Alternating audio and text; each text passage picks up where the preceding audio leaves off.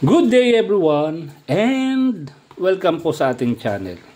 Sa araw na ito, tayo ay nakatanggap ng isang parcel. Ayan. Galing po ito kay Acer Gadget Store. So, si Acer Gadget Store, siya ay merong online shop na matatagpuan sa Shopee. Ayan. Siya ay isang Shopee Mall. So, ito'y pinadala ni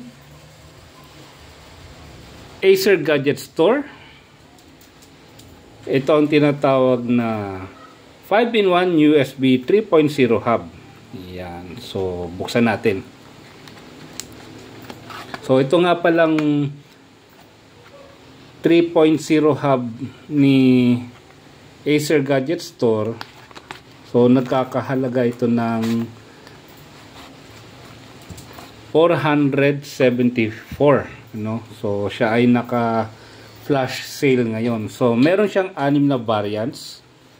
Meron tayong USB type A 120 centimeters. At meron naman tayong USB type A 60 centimeters at USB type A 20 centimeters. Meron din silang USB Type-C 60 cm, USB Type-C 20 cm at USB Type-C 120 cm. So ito, ang pinadala sa atin ay isang USB Type-A 120 cm. Meron siyang 5 ports. Yan. So ang apat dito is USB Type-A female 3.0. Yan. At itong isa naman, ito ay para sa 5 volts na input na Type-C. So, para mas magiging mabilis yung pag-transfer speed. Dahil nga siya ay mahaba. So, ayan.